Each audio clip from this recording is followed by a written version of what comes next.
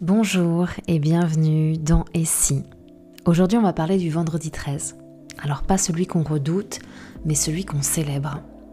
Et si ce jour était en réalité une invitation à honorer le féminin. Je t'emmène dans une exploration du chiffre 13, comment il est inscrit dans nos cycles naturels, comment il a été détourné de sa puissance originelle et pourquoi il résonne tant avec le corps, la vie et la transformation. Allez viens, on plonge ensemble dans les mystères de ce vendredi, pas comme les autres.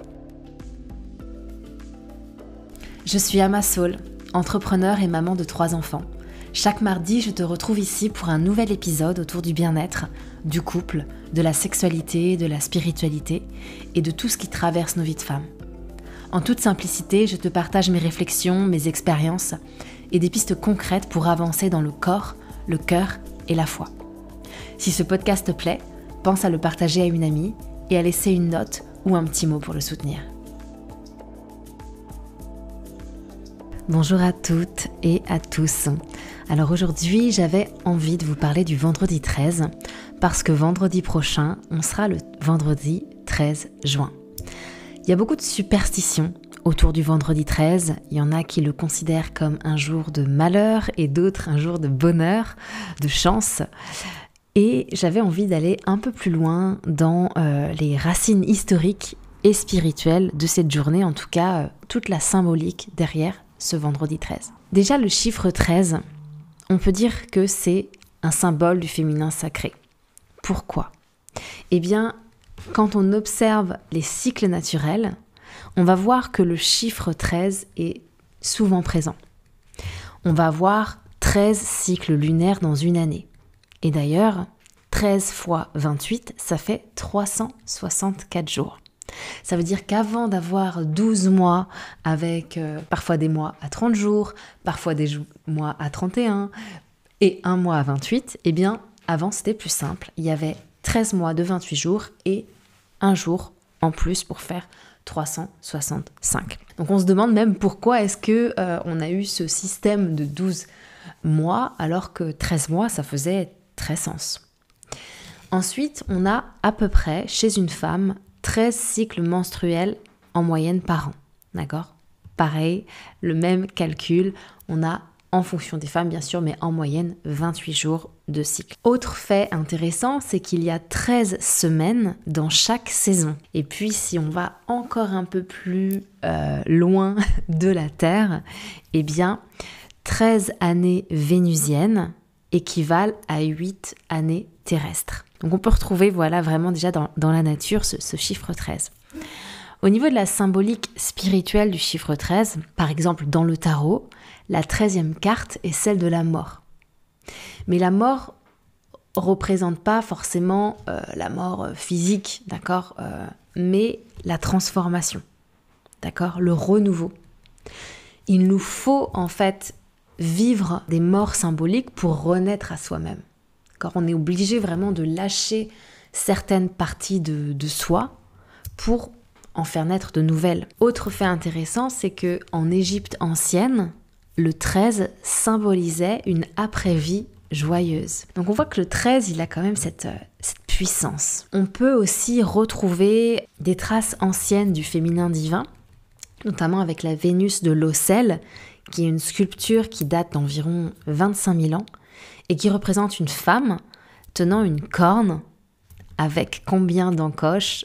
Je te le donne en 1000, 13 encoches. Et on peut émettre l'hypothèse que ça symbolise les cycles lunaires et menstruels. Autre chose encore, dans la géométrie sacrée, nous avons le fruit de vie qui est composé de 13 cercles. Et cette figure de géométrie sacrée représente la création et la fertilité. Donc déjà, rien qu'avec le chiffre 13, on voit qu'il y a quelque chose qui est très lié au féminin, avec la lune, le cycle menstruel, la nature, les saisons, Vénus même, et cette capacité aussi à renaître à soi-même, d'accord ? Et donc en lien avec la fertilité, d'une certaine manière. Et à un moment donné, dans l'histoire, il y a eu un passage du 13 au 12, un peu comme une éclipse du féminin finalement.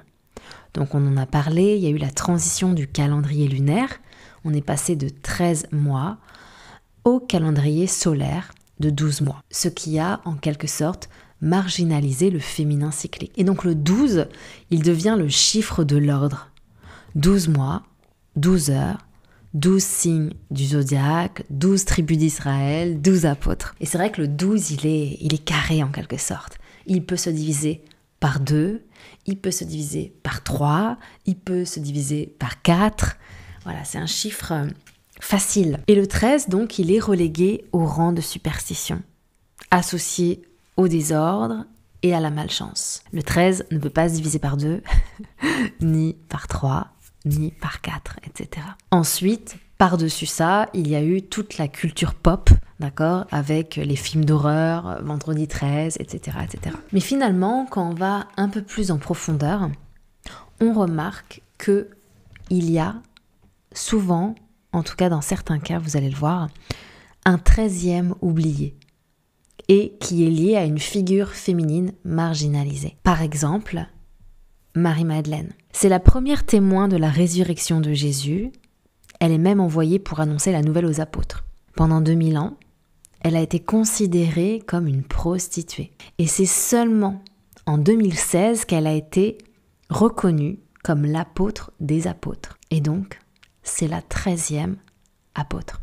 De même, dans certaines interprétations, il y a Dina, la fille de Jacob, qui est considérée comme représentant une 13e tribu d'Israël et symbolisant la dimension féminine du peuple d'Israël. Et un autre oublié, c'est le Serpentaire, qui serait la 13e constellation du zodiaque, qui représente le porteur du serpent, qui est un symbole, je le rappelle, de guérison et de transformation, qui est souvent associé au féminin d'ailleurs. Donc je trouve ça assez drôle quand même, toutes ces coïncidences sur le chiffre 13.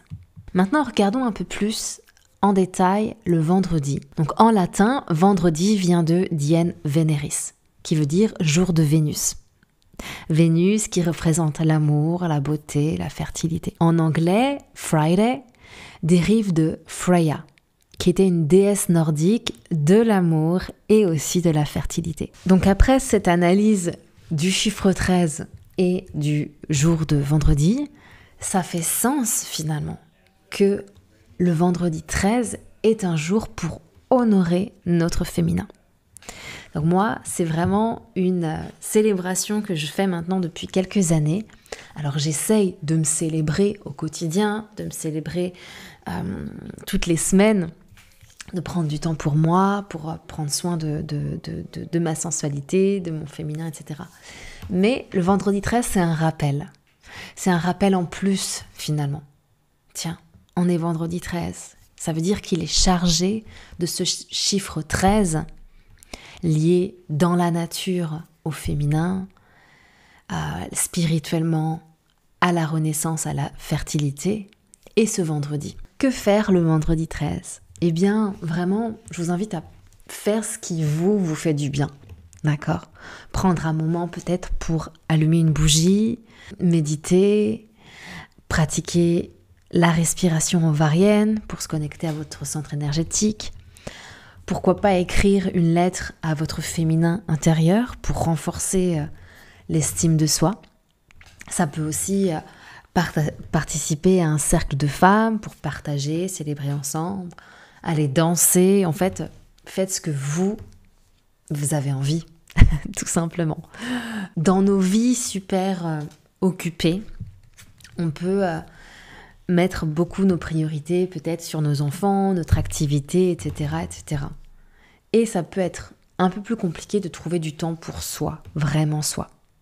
Donc là, l'invitation, c'est « Ah, je vois qu'il y a un vendredi 13 », eh bien c'est un peu mon rappel pour prendre encore plus soin de moi, ou en tout cas m'ouvrir une pratique vraiment pour me nourrir. D'ailleurs, vendredi prochain, dans les vendredis de Vénus, je t'offrirai un épisode méditatif justement pour éveiller l'énergie de ton utérus en douceur.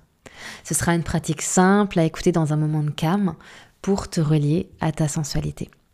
Et si tu veux aller plus loin, eh bien je t'invite à me retrouver ce vendredi 13 juin à 21h pour un cercle de roses sensuelles.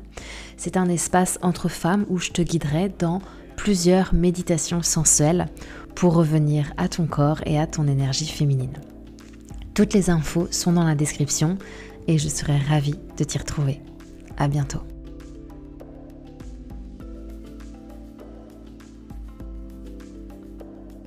Merci d'avoir écouté et si cet épisode t'a parlé, pense à le partager ou à laisser un petit mot pour soutenir le podcast. On se retrouve mardi prochain. D'ici là, prends soin de toi.